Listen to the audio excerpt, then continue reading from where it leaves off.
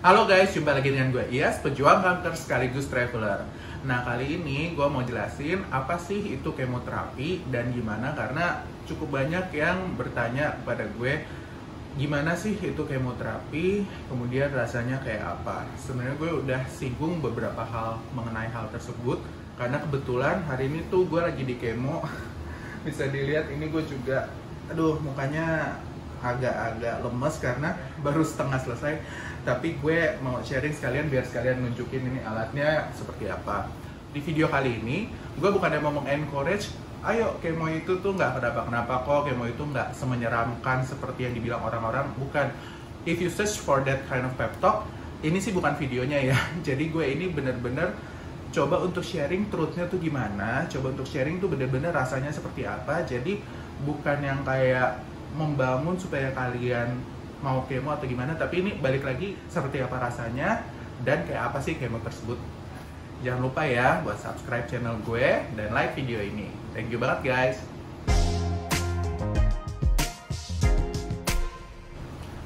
Oke, kemoterapi itu seperti yang kalian tahu adalah salah satu pengobatan kanker yang diakui oleh dunia medis saat ini. Sekarang gue udah kemoterapi yang ke-21. Kemo yang udah pernah gue jalanin itu ada 3 jenis. Yang pertama ABVD, yang kedua ICE, dan yang ini Adcetris.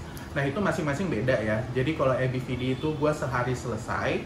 Kemudian untuk ICE itu gue 3 malam berturut-turut, obatnya di drip nggak ada henti. Kemudian kalau Adcetris ini dia 2 hari tapi ada breaknya. Jadi kemarin gue udah selesai kemoterapinya hari pertama, terus yang ini hari kedua nanti start jam 6 sore.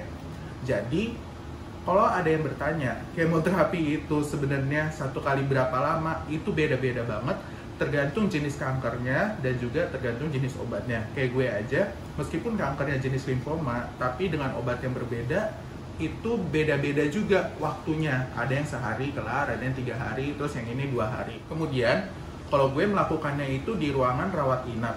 Jadi, kalau kalian lihat di film-film, ada yang kemoterapinya itu bareng-bareng dengan pasien lain. Itu sebenarnya bisa juga kalau kalian one day care. Kayak gue memungkinkan seperti itu waktu gue kemoterapi ABVD.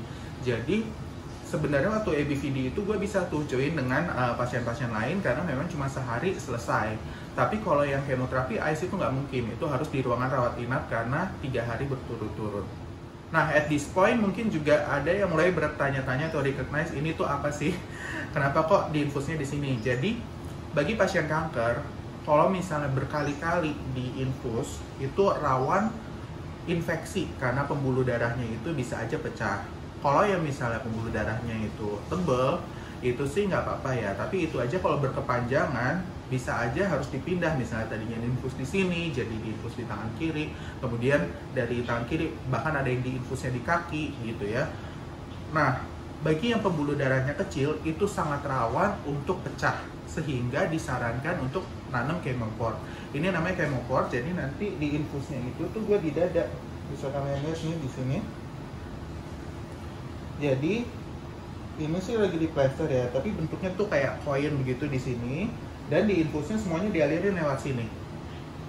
Jadi kalau misalnya ada injeksi obat apa juga bisa dia lewat sini, kayak infus biasa aja sebenarnya, tapi dia langsung ke dada sini. Dan itu akan lebih nyaman. Jadi meskipun gue udah 21 kali kemo, ya memang lebih nyaman sih dibanding infus di tangan berkali-kali. Gue aja juga sering diambil darahnya, itu kan juga sangat nggak nyaman ya. Dan bagian tangan kiri gue aja yang sering diinfus, itu juga udah agak bengkak karena memang pembuluh darah gue tuh kecil. Nah, di infusnya ini biasanya, kalau zaman sekarang juga udah pakai mesin ya. Ini mesin dripper gitu, jadi memang dripnya itu udah diatur berapa menit sekali, rate-nya juga berapa, jadi udah nggak manual lagi. Dan ini kalau kalian lihat, ini bercabang ya, ini ada beberapa obat, dan memang ada yang fungsinya untuk NaCl biasa, kemudian ada yang obat kemonya sendiri. Nih gue tunjukin kayak gini, ini obat namanya Adcetris, sama satu lagi Vancomycin. Nah inilah dia ruangan gue tempat kemoterapi. Gua ngambil yang rawat inap.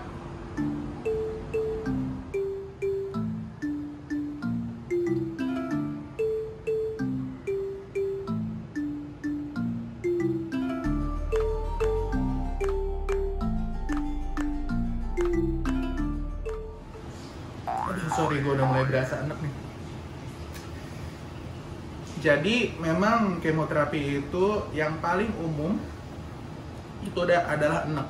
Rasa-rasanya sih semua orang yang kuat sekalipun kayak gue itu akan berasa enek, minimal banget enek. Tapi banyak banget yang lebih parah ya. Jadi side effect-nya itu sampai muntah-muntah eneknya. Jadi kemoterapi itu rasanya sendiri sih waktu dialirin obat-obat ini sebenarnya beda-beda juga buat tiap orang. Ada yang berasa seperti ketusuk-tusuk, ada yang rasanya biasa aja, ada juga yang rasanya kok jadi nggak enak badan, itu ada. Dan itu tergantung obatnya, tergantung kondisi pasiennya. Dan menurut gua, yang sakit itu bukan saat proses di dripnya, tetapi afterwards. Jadi afterwards kemoterapi itu banyak banget efek sampingnya. Pertama, mual. Itu tuh udah pasti, kayak tiap orang itu rata-rata mual, yang kuat sekalipun itu mual banget. Tapi memang beda-beda. Kalau gue, jujur selama 21 kemo ini gue nggak pernah muntah. Memang enek banget itu iya. Sampai gue kalau misalnya ngeliat makanan atau nyium bau makanan, kadang-kadang gue suruh singkirin. Tapi most cases itu banyak yang sampai muntah. Kemudian yang kedua, lemes. Nah ini aja, ini versi lemesnya gue ya. Ini baru di kemo dan masih proses, tapi gue masih bisa rekam video. Itu versi gue. Cuma rata-rata lemesnya itu tuh sampai nggak bisa ngapa-ngapain. Kemudian juga di tempat tidur jadinya tidur terus. Kemudian juga bahkan untuk bangun itu juga nggak kuat. Itu ada loh yang kayak gitu. Jadi ini kalau gue bahkan sebenarnya kalau ini pada buka, gue juga udah bisa ngalor ngidul kemana-mana. Tapi ini kan gara-gara gue rekam ini pas lagi pandemi COVID, ya memang otomatis gue akan stay di rumah. Tapi biasanya abis kemo, gue tuh tetap pakai masker kemana-mana. Cuma gue udah bisa langsung jalan kemana-mana. Bahkan hari besokannya gue langsung nge-gym lagi, olahraga itu bisa. Itu adalah versi gue juga nggak tahu kenapa bisa sekuat itu. Tapi rata-rata sih drop sampai 3 hari. Itu pun gue juga memang kadang-kadang pernah mengalami drop sampai 3 hari dan rasa tidak enak banget itu.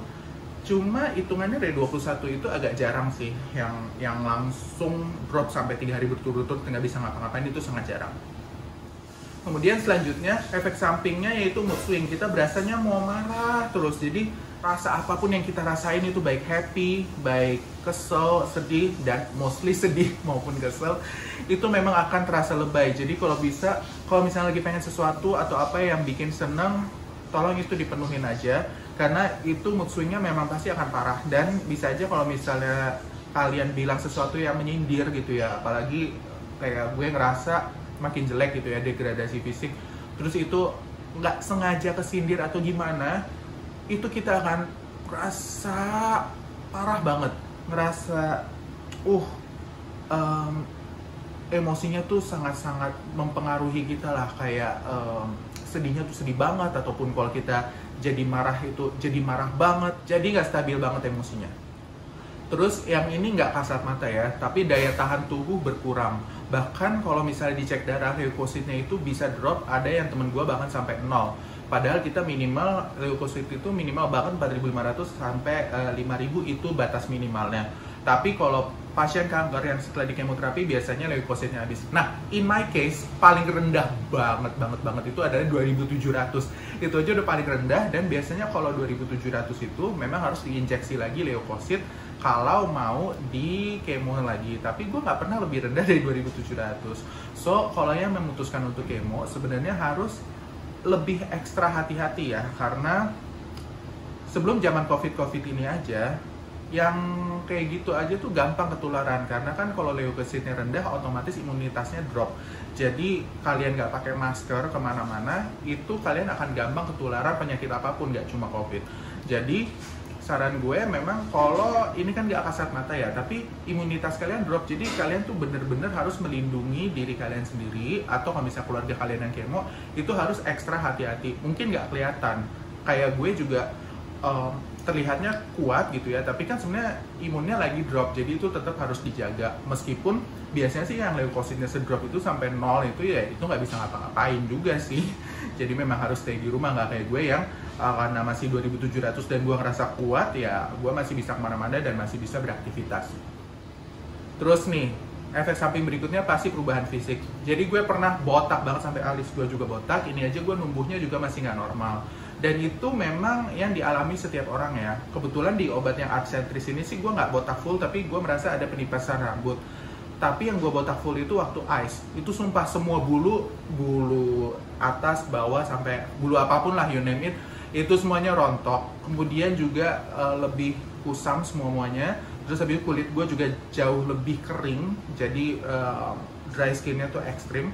Jadi itu harus siap dengan perubahan fisik-fisik seperti itu. Dan kalau bisa, karena ini digabung dengan tadi mood swing yang parah, kalau bisa sih ya jangan ada kata-kata yang bilang wih botak gitu kan atau apa gitu. Kadang-kadang ada ya yang mungkin punya kerabat masih kecil atau apa yang polos, ngomongnya ih kok botak apa gitu-gitu, itu ya kadang-kadang kita nggak bisa maklum dan kita tuh justru ngebawa itu ke dalam hati. Kemudian ini satu hal penting lagi, kemoterapi itu programnya buat masing-masing orang juga berbeda ya. Ada yang satu kali obat itu kayak gue ABVD 8 kali, ICE 6 kali, dan ini Arcentris gue untuk sementara di programnya 8 kali dulu. Tapi kalau nanti 8 kali Arcentris ini masih belum berhasil, mungkin gue dijadiin 16 kali atau diganti obatnya. Jadi program buat masing-masing orang berbeda. Ada yang 6 kali, ada yang 12 kali, ada yang 8 kali, dan itu semua bisa kalian konsultasikan ke dokter masing-masing.